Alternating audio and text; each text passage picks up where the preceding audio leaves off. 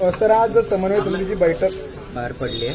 काय महत्वाच्या सूचना आणि काय निर्णय झाला? समन्वय समितीच्या बैठकीमध्ये आज मी शंभूराव देसाई, हसन मुश्रीफ साहेब, उदय सामंतजी होते, बावनकुळे साहेब, रवींद्र चव्हाण यांच्याजवळ सुद्धा आता आमची फोनवरून त्या ठिकाणी चर्चा झाली. आगामी येणाऱ्या निवडणुकींची घोषणा आज अधिकृत निवडणूक आयोगाने केलेली आहे आणि त्याच्यामुळे महायुतीमुळे या निवडणुकीला सामोरं जावं, सामंजस्य प्रत्येक ठिकाणी असावं, या दृष्टिकोनातून आज आम्ही प्राथमिक चर्चा त्या ठिकाणी केली. पुन्हा एकदा 11 तारखेला पुढच्या मंगळवारी मंत्रिमंडळाची बैठक असेल, त्या दिवशी आम्ही समन्वय समितीची बैठकही घेऊ. अर्ज भरण्याची प्रक्रिया सुरू असेल, त्या वेळेला त्या जिल्ह्यामध्ये नेमकी काय स्थिती असेल त्याचं अवलोकन करू. मागच्या बैठकीमध्ये ठरल्याप्रमाणे त्या जिल्ह्याचे पालकमंत्री आणि त्या जिल्ह्याचे उर्वरित पक्षाचे संपर्क मंत्री यांच्या समन्वयातून प्रत्येक जिल्ह्यामध्ये महायुतीच्या दृष्टिकोनातून कसं वातावरण व्यवस्थितरित्या राहील या बाबतीमध्ये आज आमची सखोल त्या ठिकाणी चर्चा झाली. दिवाळी आधी एक बैठक झाली होती. त्याच्यात असं ठरलं होतं की जिल्हा पातळीवरचे अहवाल तयार करून तुमच्याकडे द्यायचा, त्याच्यानंतर तुम्ही तोडगा काढतात. ते अहवाल तुमच्यापर्यंत पोहोचले आहेत का? नाही, आजच्या बैठकीमध्ये आम्ही चौघेजण असताना आम्ही ती चर्चा केलीच. बावनकुळे साहेबांजवळ चर्चा झाली आणि रवींद्र चव्हाण साहेबांच्याजवळ सुद्धा चर्चा झाली.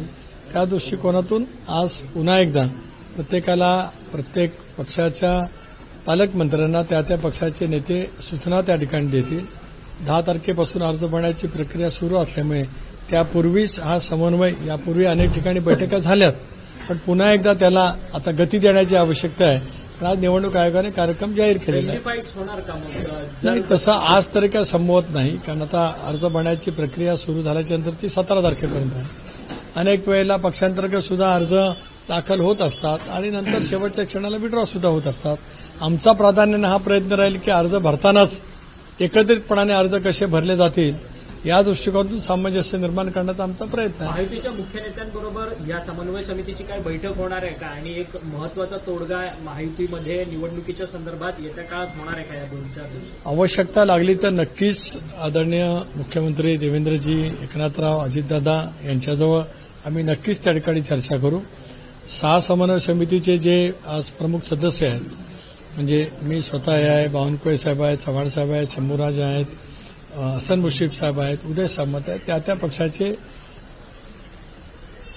अतिशय उत्तम पद्धतीने संघटनेमध्ये आणि संघटनेच्या बरोबरीत महायुतीच्या संदर्भामध्ये जाणकार असलेले सगळे प्रमुख नेते असल्यामुळे महायुती अभेद्य कशी राहील याचा प्रयत्न आम्ही सगळेजण करणार आहोत. वरिष्ठ स्तरावरती महायुती अभेद्य कशी राहील याचा प्रयत्न तुम्ही सर्वच जण करत आहात, मात्र स्थानिक स्तरावरती एकमेकांवरती टीका, खालच्या शब्दात टीका केली जात आहे. तुमच्यावर देखील, विशेषतः रायगड, तुमच्यावर देखील टीका केली गेलेली आहे आणि ती खालच्या शब्दात केली गेलेली आहे. माझ्याबद्दल खालच्या शब्दात टीका टिप्पणी गेले काही महिने होते आहे, पण मी अतिशय शांतपणाने ती स्वीकारलेली आहे. कारण मी प्रदेशाध्यक्ष आहे. महायुतीचा समन्वय करण्यामध्ये माझी सुद्धा जबाबदारी मी मोठी असं मी सतत मानत आलेलं आहे. त्याच्यामुळे माझ्या जिल्ह्यात माझ्याबद्दलची व्यक्तिगत खालच्या स्तरावरची टीका टिप्पणी याकडे मी फारसं लक्ष त्या ठिकाणी देत नाही. स्वाभाविक आहे की त्या स्तरावरती टीका टिप्पणी होत असताना पक्षाच्या जिल्ह्यातल्या कार्यकर्त्यांच्या भावना वेगळ्या असू शकतात, त्यांना राग येणं स्वाभाविक असू शकतं. मी स्वतः संयमाची भूमिका घेत असल्यामुळे आमचं राज्यपातळीवरचा समन्वय कसा राहील तो प्रयत्न माझ्याकडे नक्की होतोय. अशा नेत्यांना काही समज देणार आहेत की नाही? शेवटी त्या पक्षाचे नेते, त्यांना आपण जरूर विचारा, ते त्याबद्दलचं उत्तर देतील. राष्ट्रवादी काँग्रेस पक्ष म्हणून मी सातत्याने राज्यभर, माझ्या जिल्हापुरता सीमित नव्हे, राज्यभर राष्ट्रवादी काँग्रेस पक्षाच्या नेत्यांनी, प्रवक्त्यांनी महायुतीमध्ये कुठेही दुरावा निर्माण होईल अशी वक्तव्य करू नयेत, अशी सक्त ताकीद, सक्त समज मी माझ्या पक्षाच्या प्रमुखांना निश्चितपणे दिलेली. अनेक नेत्यांकडनं स्वबळाची भाषा बोलली जाते. सातत्यानं प्रत्येक जिल्ह्यामध्ये स्थानिक स्वराज्य संस्था स्वबळावरती लढल्या जाणार भाजपकडनं म्हटलं जातं. अशातच तुमची आणि राष्ट्रवादी काँग्रेस आणि शिवसेनेची यामध्ये गोची होणार नाही का?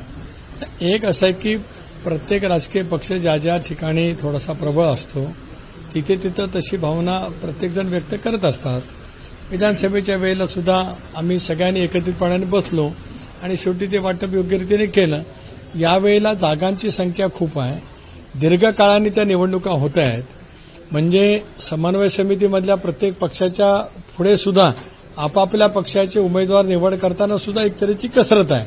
त्यामुळे ते सगळे प्रत्येक पक्षाचे नेते ते समजदार आहेत, समन्वय करण्यामध्ये माहीर आहेत, आपल्या पक्षांची कार्यकर्त्यांची सुद्धा समजूत घालतील आणि समन्वय कसा राखला जाईल याचाही प्रयत्न होईल. तर निवडणूक आयोगाने आज पत्रकार परिषद घेतली त्यांनी दुबार मतदारांचं जे मुद्दा आहे त्याच्यावर म्हटलं की स्टार मार्क करेल, पण त्याच्यावर आता विरोधक म्हणतात आहेत, विशेषतः काँग्रेसचे सतेज पाटील, विश्वजित कदम म्हणतात आहेत, जर स्टार मार्क केले आणि त्या लोकांना पकडू लागले तर मतदानाच्या दिवशी तिथेच भांडणं जे ती होऊ शकतील, वाद घालणारी ही सगळी प्रक्रिया आहे.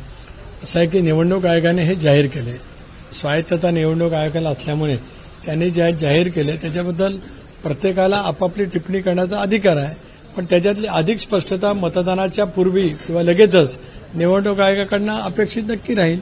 कारण स्टार केलेलं असल्यामुळे मतदानाच्या वेळेला ते नेमकं होणार की त्याच्यापूर्वी होणार याबद्दलचं मला असं वाटतं की ज्या अर्थी आज निवडणूक आयोगाने एक स्पष्टता दिली त्याबद्दलचे जे काही प्रश्नाचे निर्माण होणार केले जात आहेत त्याबद्दलची उत्तर मिळतील. त्यावर राज ठाकरे म्हणतात की निवडणूक आयोग हे सरकारचं भावलं आहे. असं आहे की आता त्यांच्याकडे टीका टिप्पणी करण्याशिवाय काही शिल्लक राहिलं नाही. जनाधार विधानसभेमध्ये पूर्णपणाने गमावलेला आहे. काहीतरी खोटं नॅरेटिव्ह सेट करायचं असतं त्या दृष्टिकोनातून ते बोलत असतात. तो त्यांचा स्वभाव आहे आणि ते त्यांचं काम आहे.